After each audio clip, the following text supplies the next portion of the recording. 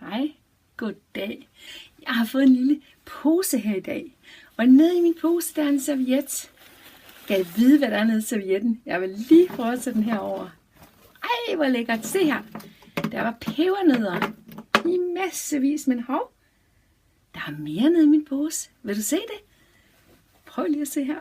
Wup, wup, wup, wup. Hvad er nu det? Nå, kan du lide pebernødder? Jeg tror ikke, den er helt vild med pebernødder. Hvad med dig? Kan du lide pebernødder? Jeg kan rigtig godt lide pebernødder. Det smager dejligt. Jeg tror bestemt, jeg vil sætte dig her, lille due.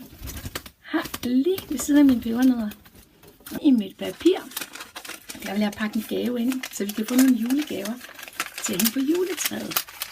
I dag skal det være rødt papir. Rødt, det er en god farve. Det er også hjerternes farve. Og ved du hvad? Julen, det er hjerternes fest. Det betyder, at man kan gøre noget godt for hinanden. Man kan også give gaver til hinanden. Men det allerbedste, det er, at man er god imod hinanden. Er det ikke rigtigt, du? Se, jeg fik pakket min fine røde gave ind. Og nu vil jeg simpelthen prøve at sætte snor på. I dag skal det blive hvid snor udenpå. Og så skal der også være en sløjfe. Hvad siger du, due? Tror du, det bliver fint nok? Den her due, den hedder Blackie. Og det er fordi, den er hvid. Og fordi den skulle have en sort ring på foden.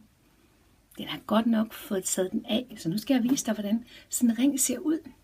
Det er sådan en lille sort duering, som duen skal have på sin fod.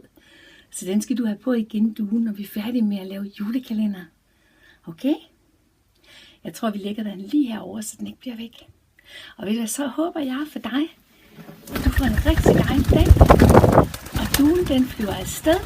Tak for nu, og have det rigtig godt, til vi ses i morgen.